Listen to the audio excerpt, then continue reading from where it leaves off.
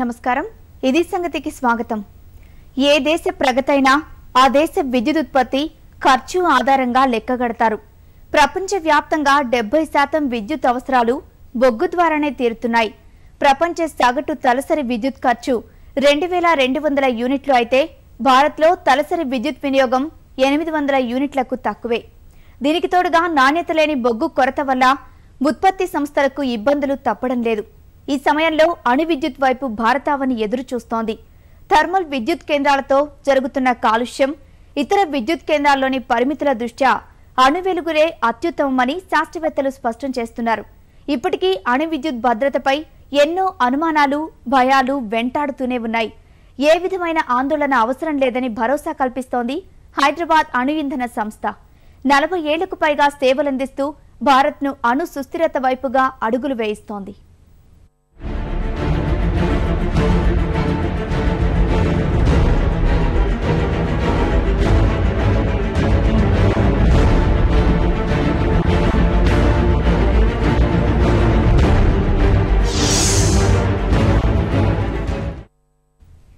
దేశ సేవలో పరమాణువులు హైదరాబాద్ అణు ఇంధన సంస్థ నినాదమిది సమాజ విధ్వంసానికి ఉపయోగించే అణువులే అదే నవ సమాజానికి వెలుగులు కూడా నింపుతున్నాయి అణు ఇంధన రంగంలో ఏళ్లుగా అగ్రరాజ్యాల ఆధిపత్యాన్ని తట్టుకుని ఏళ్ల నుంచే మేక్ ఇన్ ఇండియా నినాదాన్ని రెపరెపలాడిస్తోంది ఎన్ఎఫ్సి దేశీయ పరిజ్ఞానంతో రికార్డు స్థాయిలో అణు ఇంధనాన్ని ఉత్పత్తి చేస్తూ శభాష్ అనిపించుకుంటోంది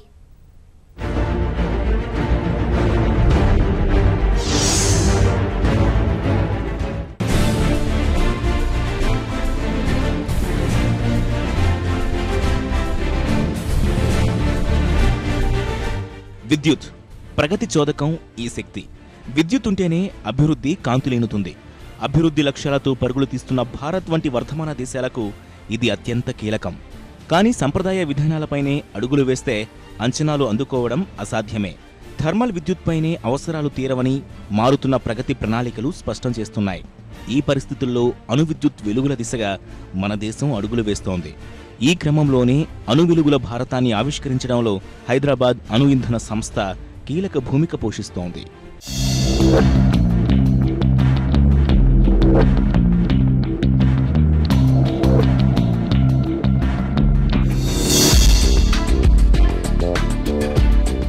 న్యూక్లియర్ ఫ్యూయల్ కాంప్లెక్స్ అణు ఇంధన సంస్థ దేశంలోనే అత్యంత ప్రతిష్టాత్మక సంస్థ హైదరాబాద్లో కొలువుతీరినటువంటి ఈ సంస్థ జాతీయ ఇంధన అవసరాలను జాతీయ రక్షణ అవసరాలను తీర్చడంలో ముందు భాగంలో నిలుస్తోంది ఇప్పటికే పౌర అణు ఇంధన వ్యవస్థలో ముందడుగు వేస్తూ ప్రపంచంలోనే ఒక సరికొత్త రికార్డును సృష్టించింది అత్యధిక ఉత్పత్తిని యురేనియం ఇంధన ఉత్పత్తిని సామర్థ్యాన్ని అందిపుచ్చుకొని ఒక కొత్త రియాక్టర్ల వైపుగా ముందుకు దూసుకెళ్తుంది ప్రపంచంలో లేని ఆధునిక పరిజ్ఞానాన్ని కూడా అందిపుచ్చుకుంటోంది ప్రపంచ దేశాలతో పోటీ పడుతూ అణు ఇంధనం వైపు అడుగులు వేసేందుకు 1971లో భారత ప్రభుత్వం హైదరాబాద్లో అణు ఇంధన సంస్థను ప్రారంభించింది అణుశక్తి విభాగంలోనే దేశంలోని అణు విద్యుత్ రియాక్టర్లకు ఇంధనాన్ని అందించే బాధ్యతను ఎన్ఎఫ్సికి అప్పగించింది అలా ప్రారంభమైన ఎన్ఎఫ్సి ప్రస్థానం ఏటా 100 టన్నుల యురేనియం శుద్ధి చేసి అందించే అణు ఇంధనం నుంచి అంచెలంచెలుగా ఎదుగుతూ ప్రపంచంలోనే రికార్డు స్థాయికి చేరింది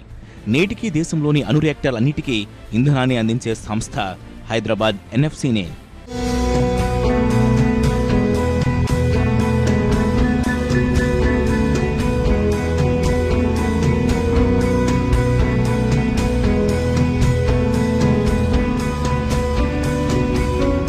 భారతదేశంలో 21 అణు రియాక్టర్లు ఆపరేట్ అవుతున్నాయండి అందులో ఒక్క రష్యన్ సప్లైడ్ రియాక్టర్కి తప్ప తక్కిన 20 రియాక్టర్లకి కూడా మనం హైదరాబాదులో ఉండే ఈ అణు ఇంధన సంస్థ నుంచే తయారైన ఫ్యూయల్ అన్ని రియాక్టర్లకి సప్లై చేస్తున్నామండి సో మన దేశంలోనే ఇది ఒక్కటే సంస్థ ఇంకొక సంస్థ లేదండి ఇలా ఫ్యూయల్ తయారు చేసేది న్యూక్లియర్ ఫ్యూయల్ కాంప్లెక్స్ని మనం 1975లో ఫస్ట్ ఫ్యూయల్ అసెంబ్లీ తయారైందండి అప్పటి నుంచి 40 సంవత్సరాలుగా దేశానికి సేవ చేస్తుంది ఈ గత 3-4 సంవత్సరాల్లో గణనీయమైనటువంటి అభివృద్ధి జరిగిందండి ప్రస్తుతం దేశవ్యాప్తంగా 21 అణు విద్యుత్ ఉత్పత్తి రియాక్టర్లు నడుస్తుండగా రష్యా నుంచి దిగుమతి చేసుకున్న ఒక్క రియాక్టర్ మినహా మిగతా అన్నింటికీ ఎన్ఎఫ్సినే ఇంధనాన్ని ఉత్పత్తి చేసి అందిస్తోంది ప్రారంభంలో ఎన్నో ఒడిదుడుకులు ఎదుర్కొన్నప్పటికీ క్రమేణా శాస్త్రవేత్తలు, సంస్థ సిబ్బంది అవిరళ కృషితో ప్రపంచ యవనికపై భారత కీర్తి పతాకం రెపరెపలాడిస్తోంది. 1975లో ప్రారంభమైన అణు ఇంధన ఉత్పాదన క్రమంగా 3-4 ఏళ్లలోనే గణనీయమైన అభివృద్ధి సాధించింది. శాటిలైట్ న్యూక్లియర్ ఫీల్డ్ టెస్టింగ్ నాణ్యతా ప్రమాణాల్లో ముందు భాగాన నిలిచింది. ఈ కొత్త ఏ అవసరమైనటువంటి ఆవిష్కరించాలన్నా సరే ఎన్ఎఫ్సిలో ఉండే టెక్నాలజీ ఎంత మెచ్యూర్ టెక్నాలజీ అంటే 1 సంవత్సరం లోపల ఏ కొత్త మెటీరియల్కి సంబంధించిన సీమ్లెస్ ట్యూబ్స్ అయినా సరే తయారు చేసే సామర్థ్యం, అందులో ఫెయిల్ అయ్యే అవసరం కానీ అవకాశం కానీ లేదు. అణు ఇంధనంలోనే కాక దేశ వ్యూహాత్మక, రక్షణ, అణు ఇంధన రంగాల్లో ఎన్నో నూతన ఆవిష్కరణలకు వేదికగా నిలిచింది హైదరాబాద్ అణు ఇంధన సంస్థ. అత్యాధునిక సాంకేతిక పరిజ్ఞానం అందిపుచ్చుకొని అంతరిక్ష రంగానికి సేవలు అందిస్తోంది. అత్యంత ఖచ్చితత్వానికి ప్రతీకగా నిలిచే ఇస్రో పరిశోధనల్లోనూ కీలక భూమిక పోషిస్తోంది. రియాక్టర్లకు అణు ఇంధనం ఉత్పత్తి చేస్తూనే రక్షణ అవసరాలు తీరుస్తోంది. బోఫోర్స్ గన్ బ్యారెల్స్ ఉత్పత్తి మొదలు అత్యంత ప్రాధాన్యం కలిగిన నాగ్, త్రిశూల్, బ్రహ్మోస్ లాంటి క్షిపణి వ్యవస్థలకు అవసరమైన పరికరాలు కూడా రూపొందించి అందిస్తోంది. అంతరిక్ష వాహక నౌక జిఎస్ఎల్వికి కావలసిన పరికరాలు కూడా ఎన్ఎఫ్సి ఉత్పత్తి చేస్తోంది. యురేనియం శుద్ధి చేసే ప్రక్రియలో ఏటా 100 టన్నుల సామర్థ్యంతో ప్రారంభమైన అణు ఇంధన సంస్థ 1991 నాటికి 450 టన్నుల ఉత్పత్తి సామర్థ్యాన్ని అందుకుంది.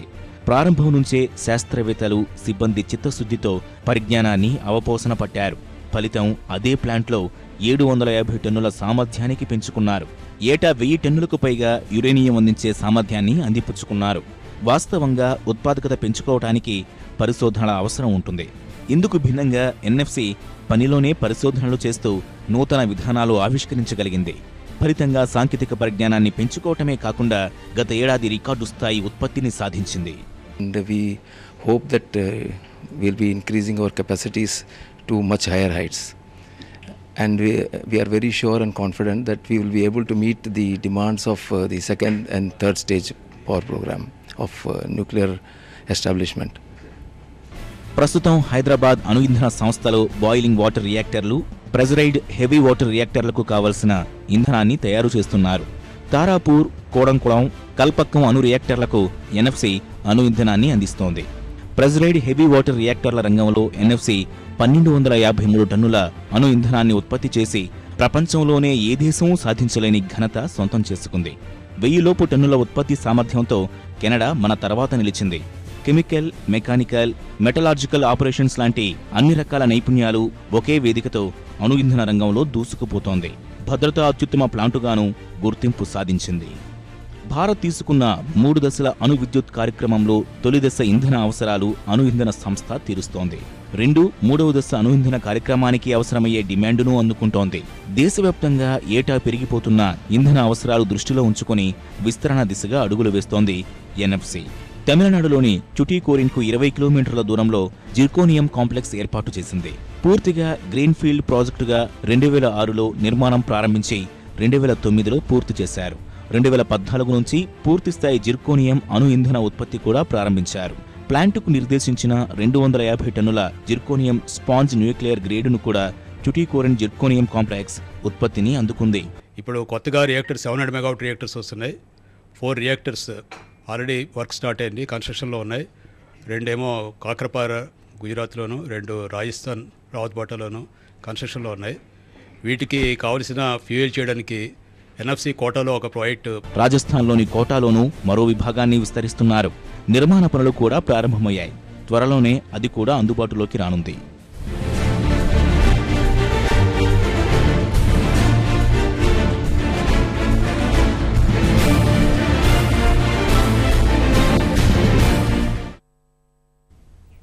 అణు ఇంధనం సుస్థిరత దిశగా అడుగులు వేస్తున్న భారతావని ప్రయాణం అంత సులువుగా సాగలేదు. ప్రస్తుత స్థాయికి చేరుకునేందుకు ఎన్నో ఒడిదుడుకులు, మరెన్నో ప్రతికూలతలు ఎదుర్కోక తప్పలేదు. అణు ఇంధన రంగంలో రారాజుగా వెలుగొందుతున్న అగ్రరాజ్యాలు పరిశోధనలపై ఆంక్షలు విధించారు, అవరోధాలు కల్పించారు. ఈ అడ్డంకులు అధిగమిస్తూనే లక్ష్యం దిశగా సాగుతోంది ఎన్ఎఫ్సి.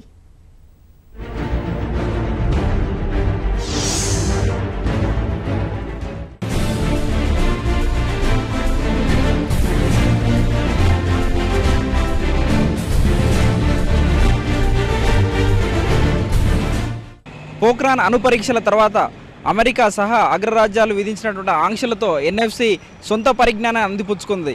ఇక్కడ ఉన్నటువంటి సైంటిస్టులు సొంత మేధో సంపత్తితో ఒక సరికొత్త ఆధునిక పరిజ్ఞానాన్ని అందుబాటులోకి తీసుకురావడంతో పాటు స్వతహాగా దేశీయ పరిజ్ఞానంతో రియాక్టర్లను ఏర్పాటు చేసుకొని అణు ఇంధనాన్ని ఏర్పాటు చేసి ఉత్పత్తి చేస్తున్నటువంటి సామర్థ్యాన్ని అందిపుచ్చుకున్నారు.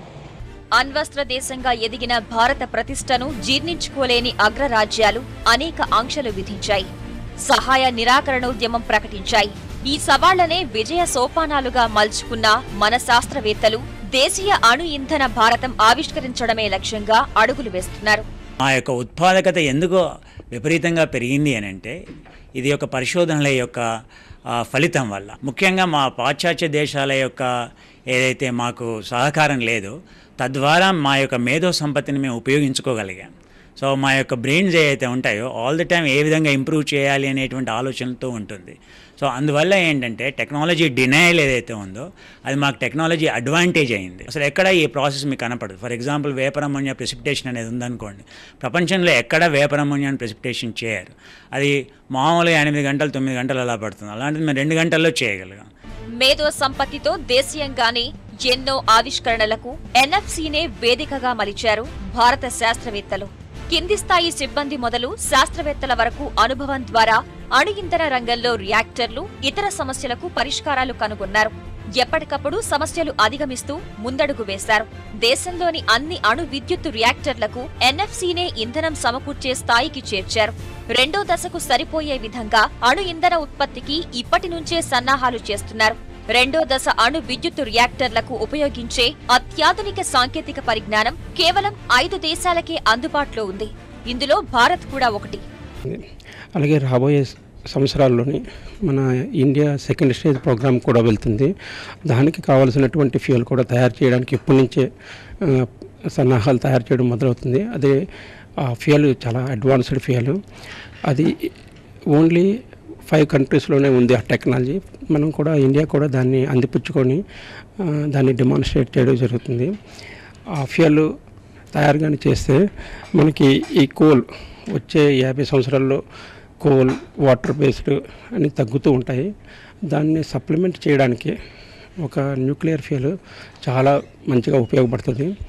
రాబోయే తరం రియాక్టర్లకు అడ్వాన్స్డ్ ఫ్యూయల్ తయారు చేయగలిగితే వచ్చే 50 ఏళ్లలో తరిగిపోయే బొగ్గు, జల విద్యుత్ ఉత్పత్తికి ప్రత్యామ్నాయం తీసుకురావచ్చు. ఇందుకు కావాల్సిన ముడి సరుకు దేశంలో సరిపోయేంత ఉంది.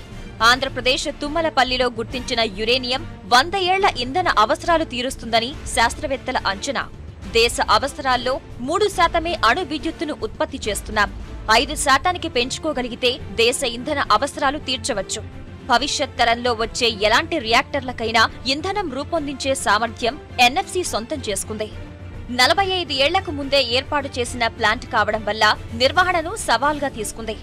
Break down maintenance, preventive maintenance, conditioned based maintenance గా సమస్యలు ఎదురైనప్పుడల్లా అప్పటికప్పుడు తీర్చిదిద్దుకుంటారు. ఉత్పత్తి అంతరాయం లేకుండా నైపుణ్యం కలిగిన అధికారులు, సిబ్బంది అందుబాటులో ఉంటారు.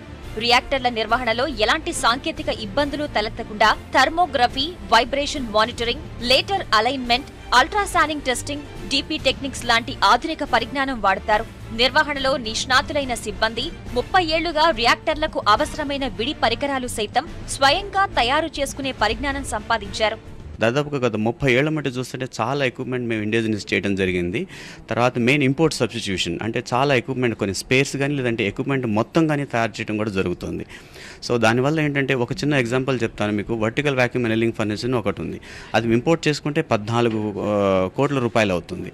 దానికి సంబంధించినటువంటి డిజైన్ డ్రాయింగ్స్, తర్వాత ఏమో దాని డిజైన్స్, కంప్లీట్ ఎక్విప్మెంట్, తర్వాత ఉన్నటువంటి సమస్యలన్నింటినీ కూడా అధిగమించి కొత్త డిజైన్స్ అన్ని కూడా తయారు చేయడం జరిగింది. ఇప్పుడు మేము తయారు చేయబోతున్నాం. అది దాదాపుగా 3-3.5 కోట్లలో మొత్తం అంతా కూడా ఫర్నేస్ మనకు అందజేయబడుతుంది. దీంట్లో 2 రకాలు ఉన్నాయి. ఒకటి ఏంటంటే మనం ఆ ఒక్క ఎక్విప్మెంట్లోనే 10 కోట్ల రూపాయలు ఎన్ఎఫ్సికి సేవ్ చేసామన్నది ఒకటి బయట కనపడినప్పటికీ, మెయిన్ ఏంటంటే ఇంపోర్ట్ సబ్స్టిట్యూషన్ అంటే ఇతర దేశాల మీద ఆధారపడకుండా మనం తయారు చేసుకోగలగటం. ఎన్ఎఫ్సి ఉత్పత్తుల నాణ్యత పరీక్షించేందుకు క్వాలిటీ అష్యూరెన్స్ విభాగం పనిచేస్తోంది. ప్రధాన ఉత్పత్తులైన fuel tubes, calendar tubes, uranium pellets పరిశీలించిన అనంతరం నాణ్యతా విభాగం ధృవీకరిస్తుంది. అతి కఠినమైన స్పెసిఫికేషన్ కు కట్టుబడి ఇక్కడ ఉత్పత్తులు ఉంటాయి. డైమెన్షన్, కొలతల్లో ఖచ్చితత్వం, ఉపరితలంపై అసమానతలు ఉంటే నాణ్యతా విభాగం గుర్తించి నివారిస్తుంది. దృశ్య తనిఖీ తప్పనిసరి. 38 మైక్రాన్ల అతి సూక్ష్మ లోపాలు గుర్తించి సరిచేస్తారు. వైద్య విభాగాల్లో వినియోగించే ultra scanning, gamma radiography, X ray videography లాంటి సాంకేతిక పరిజ్ఞానం ఉపయోగిస్తున్నారు. నిమిషానికి 9 మీటర్ల ఇంధన గొట్టాలు పరీక్షించగలిగే సత్తా NFC సొంతం. ఉత్పత్తుల బలం, సామర్థ్యం తెలుసుకునేందుకు సాధారణ ఉష్ణోగ్రతలతో పాటు రియాక్టర్లో ఉష్ణోగ్రత వాతావరణం ఏర్పాటు చేసి పరీక్షిస్తారు. ఫలితంగా NFC ఉత్పత్తులు ఎలాంటి ఉష్ణోగ్రతనైనా తట్టుకుంటాయనే భరోసా ఇస్తున్నారు. అంటే వీఆర్ ఏబుల్ టు కేటర్ అంటే ఏంటంటే మా యొక్క ఉత్పత్తుల యొక్క ఇమీడియట్లీ అంటే వితౌట్ డిలే మేము ఇన్స్పెక్షన్ చేయగలుగుతున్నాం అనమాట ఈ సోఫిస్టికేటెడ్ ఎక్విప్మెంట్ సపోర్ట్తో. ఇవి కాక స్ట్రెంగ్త్ అంటే ప్రోడక్ట్ యొక్క బలం కానీ సామర్థ్యం కానీ తెలుసుకోవడానికి సోఫిస్టికేటెడ్ మెకానికల్ టెస్టింగ్ ఆర్ సాధారణ టెంపరేచర్ అండ్ ఆల్సో రియాక్టర్స్ అట్మాస్ఫియర్ని క్రియేట్ చేసి ఆ టెంపరేచర్లో కూడా ఈ ప్రోడక్ట్స్ని టెస్ట్ చేయబడుతుంది. NFCలో ఉత్పత్తుల నిర్వహణ, బ్రేక్ డౌన్ లాంటి సమస్యలు తట్టుకుని ముందడుగు వేసేందుకు ప్రత్యేకంగా సాఫ్ట్వేర్ మేనేజ్మెంట్ సిస్టమ్ వినియోగిస్తున్నారు. రియాక్టర్లు, పరికరాల్లో ఏదైనా సమస్య ఉత్పన్నమైనప్పుడు తొలగింపు ప్రక్రియ లిఖితపూర్వకంగా నమోదు చేస్తారు. ఫలితంగా భవిష్యత్తులో వచ్చే ఉద్యోగులకు అదే సమస్య ఉత్పన్నమైతే వీలైనంత త్వరగా పరిష్కరించుకునేందుకు వీలుంటుంది. స్వీయ అనుభవాలను బట్టి సమస్యలు పరిష్కరిస్తారు. ఒక్కొక్కసారి రకరకాలమైనటువంటి ప్రాబ్లమ్స్ వస్తూ ఉంటాయి. జనరల్గా సాధారణంగా వచ్చేటువంటివి ఏంటంటే మీకు ప్రెడిక్టివ్ అని, బ్రేక్ డౌన్ అని, ప్రివెంటివ్ అని వస్తుంటాయి. బ్రేక్ డౌన్ మీద సడన్గా పనిచేస్తూ ఆగిపోతుంది ఎక్విప్మెంట్. ఇంకొకటి ఏంటంటే ముందే ఊహించి కరెక్టివ్ మెజర్స్ తీసుకుంటాం. కొన్ని జరగకుండా నివారణ ఏం చేయాలి అని. వీటన్నిటి కోసం అని ఏం చేస్తామంటే మేము మా దగ్గరున్న కార్మికులే కానివ్వండి, సూపర్వైజర్లు కానివ్వండి, ఆఫీసర్స్ కానివ్వండి, వాళ్ళ యొక్క ఎక్స్పీరియన్స్ని, తర్వాత ఎక్విప్మెంట్ తాలూకు చరిత్ర, హిస్టరీ అంటాం, ఇవన్నీ కూడాను మేము ప్రతిసారి ఏదన్నా ఒక ప్రాబ్లం వచ్చినప్పుడల్లా ఆ ప్రాబ్లం ఎలా దాన్ని సాల్వ్ చేస్తున్నాము, ఏం మారిస్తే ప్రాబ్లం సాల్వ్ అయింది, ఇలాంటివన్నీ కూడా మా దగ్గర ఒక సాఫ్ట్వేర్ మేనేజ్మెంట్ సిస్టమ్ ఉంటుంది. ఇతర దేశాలపై ఆధారపడకుండా సొంతంగానే పరికరాలు రూపొందించుకుంటోంది NFC. రియాక్టర్లోని ఫ్యూయల్ బండిల్ కు కావాల్సిన ట్యూబ్లతో పాటు వివిధ రకాల reactor components zircaloy fabrication group రూపొందిస్తోంది. Cooling tubes, calandria tubes, reactive mechanisms పరికరాలను ఇక్కడే తయారు చేస్తారు. ఇసుక నుంచి జిర్కోనియం ఉత్పత్తులు తయారు చేసి రియాక్టర్లకు అందిస్తారు. PHW రియాక్టర్లలో ఆ పదార్థాలను విరివిగా వాడుతున్నారు. అతి శీతల, అతి తీవ్ర ఉష్ణోగ్రతల్లోనూ ఈ ట్యూబులు సమర్థంగా పనిచేస్తున్నాయి. గతేడాది NFC 16.5 లక్షల జిర్కోనియా ట్యూబులు ఉత్పత్తి చేసింది. కొత్త తరం రియాక్టర్ల పరికరాలను తయారు చేసేందుకు జిర్కోనియా ఫ్యాబ్రికేషన్ గ్రూప్ ఎప్పటికప్పుడు ప్రణాళికలు రూపొందించుకుంటోంది. జిర్కోనియా మెటీరియల్ చాలా ఖరీదైన వలన మేము ఏంటంటే వీటి రిజెక్షన్ తగ్గించి కాస్ట్ ఆఫ్ ప్రొడక్షన్ బాగా తగ్గించడానికి మేము కృషి చేస్తున్నాము. ఈ ట్యూబుల తయారీలో మేము నాణ్యత వీటి గురించే కాకుండా పర్యావరణం కాపాడటం, మా కార్మికుల భద్రత గురించి కానీ మేము అన్ని జాగ్రత్తలను తీసుకుంటున్నాము. ఇప్పుడు ఈ గత ఏడాది మేము సుమారు 16.5 లక్షల ట్యూబులు ఉత్పత్తి చేశాము.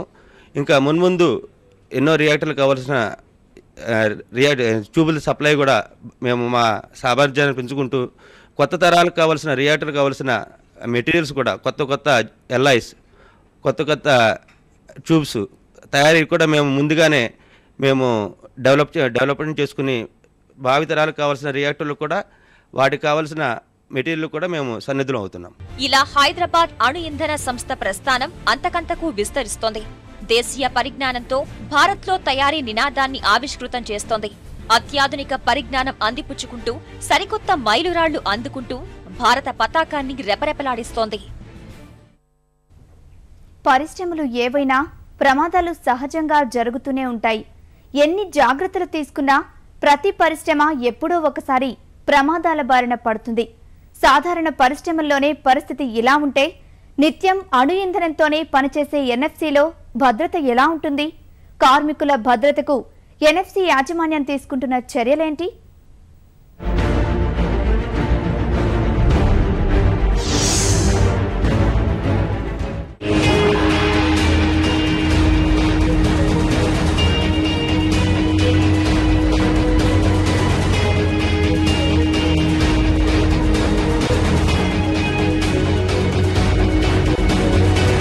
ప్రతి పనిలో ఏదో ఒక ప్రమాదం పొంచి ఉంటుంది. ప్రమాదాల్లో అధిక శాతం అజాగ్రత్త వల్ల సంభవించేవే. అలా అని అన్ని ప్రమాదాలు ముందుగా పసిగట్టలేం. అందుకే అణు ఇంధన సంస్థలో భద్రతకు తొలి ప్రాధాన్యమిస్తారు. ఎన్ఎఫ్సిలో 3600 మంది ఉద్యోగులు పనిచేస్తున్నారు. ఏటా 1300 మంది ఉద్యోగులు శిక్షణ పొందుతున్నారు. వీరందరి భద్రత సమీక్షించేందుకు ఇక్కడ ప్రత్యేకంగా ఓ బృందం పనిచేస్తుంది. చిన్న ప్రమాదాలు సంభవిస్తే తక్షణమే స్పందించడమే కాక భవిష్యత్తులో అలాంటి ఇబ్బందులు తలెత్తకుండా జాగ్రత్తలు చేపడతారు. ప్లాంట్ భద్రతా బాధ్యుడి పేరిట ప్రతి ప్లాంట్కు అధికారి ఉంటారు. ఆ విభాగంలోనే 50 మంది అధికారులు పనిచేస్తున్నారంటే భద్రతకు ఎన్ఎఫ్సి ఎంత ప్రాధాన్యం ఇస్తుందో అర్థం చేసుకోవచ్చు.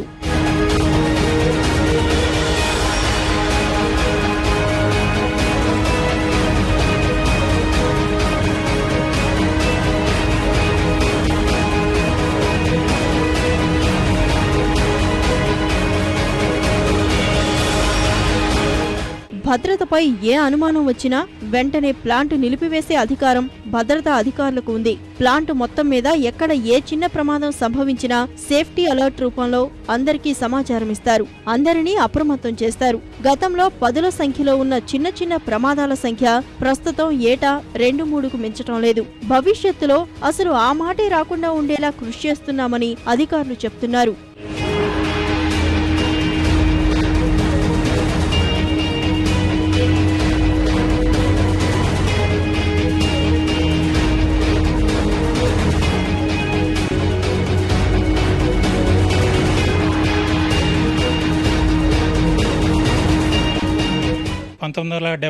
ఆగస్టు 6లో ఇక్కడ సేఫ్టీ ఇంజనీరింగ్ డివిజన్ ఫామ్ చేసి తగిన ఆఫీసర్స్ని అందరినీ సమకూర్చారు. ఇవి కాకుండా మాకు సేఫ్టీ కమిటీస్ అవి ఉన్నాయి.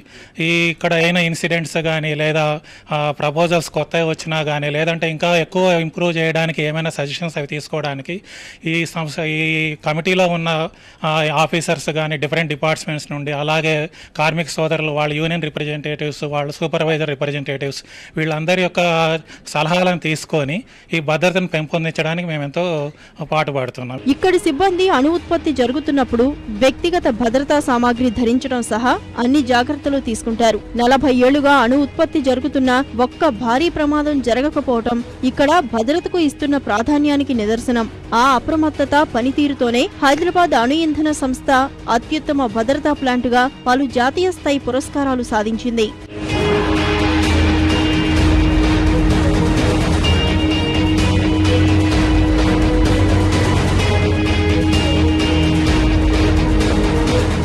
అణు ఇంధన సంస్థ విజయాల్లో ప్రముఖ పాత్ర ఇక్కడి కార్మికులదే. దేశ రక్షణ, భద్రత, అణు ఇంధన రంగంలో కీలక పాత్ర పోషిస్తున్న ఎన్ఎఫ్సి ఉద్యోగుల పనిలో అడుగడుగునా ఆ చిత్తశుద్ధి కనిపిస్తుంది. సైనికుల నిబద్ధత వీరి సొంతం. కేవలం జీతం కోసం పనిచేస్తున్నామన్న భావన ఇక్కడ ఏ ఒక్కరిలో కనిపించదు.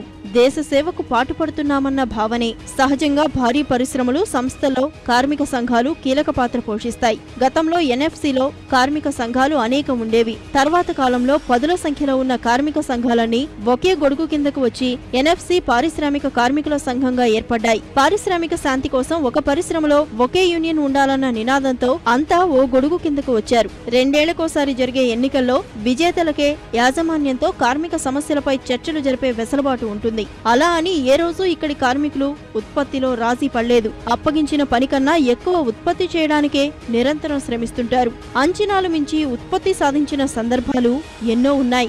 మా కార్మికులు ఎప్పుడూ కూడా వాళ్ళు ప్రొడక్షన్ చేయటం విషయంలో కానీ, మాకు నిర్దేశించిన టార్గెట్స్ చేయటం విషయంలో కానీ మా వాళ్ళు ఎప్పుడూ కూడా ముందంజలో ఉంటారు. ఎప్పుడూ మా దగ్గర అందరూ నైపుణ్యం కలిగిన కార్మికులు చాలామంది ఉన్నారు. అట్లాగే మా ప్రాబ్లమ్స్ ఏమున్నా కూడా మేము టేబుల్ నెగోషియేషన్స్ ద్వారానే మేము సాల్వ్ చేసుకుంటామని నేను ఇంతవరకు మాకు మేనేజ్మెంట్ సైడ్ నుంచి కానీ ఇటు వర్కర్ సైడ్ నుంచి కూడా ఏం ప్రాబ్లం లేదు. ఎవరికి ఏ ప్రాబ్లం వచ్చినా మేము ముందుండి మేమే అన్ని ప్రాబ్లమ్స్ మేనేజ్మెంట్ దగ్గర తీసుకెళ్తాం. మేము ఎంప్లాయీస్కి మేనేజ్మెంట్కి మధ్యలో బ్రిడ్జ్ లాగా ఉంటామండి. నైపుణ్యం గల కార్మికులందరూ కూడా ఇక్కడ వివిధ యూనిట్స్లో పనిచేస్తూ ఇక్కడ అణు ఇంధన ఉత్పత్తి ఏదైతే చేస్తున్నామో దాన్ని మనం ఏదైతే రియాక్టర్స్ పంపిస్తున్నామో దాంట్లో చాలా కీలకమైన పాత్ర కార్మికులది. ఎన్ఎఫ్సిలో పాటిస్తున్న భద్రతా ప్రమాణాలు, కార్మికుల చిత్తశుద్ధి చూస్తే అణు విద్యుత్పై ఎలాంటి అనుమానాలు పడక్కర్లేదన్న భరోసా లభిస్తుంది. యురేనియం శుద్ధిపై ఉన్నటువంటి అనుమానాలు, అపోహలను తొలగించాల్సిన అవసరం ఉంది. ఇప్పటికే రాష్ట్రంలో కానీ దేశంలో కానీ యురేనియం వ్యతిరేక ఉద్యమాలు కూడా చోటు చేసుకునే సందర్భంలో భవిష్యత్తు ఇంధన అవసరాలను తీర్చేందుకు కేవలం అణు విద్యుత్ మాత్రమే ఏకైక పరిష్కారం అని శాస్త్రవేత్తలు చెబుతున్నారు. దీనికి అనుగుణంగా ప్రభుత్వాలు పౌర సమాజంలో ఒక అవగాహన తీసుకురావాల్సినటువంటి అవసరం ఎంతైనా ఉంది.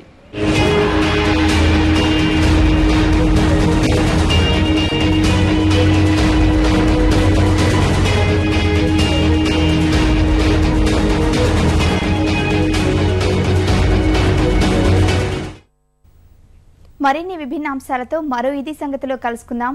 నమస్కారం.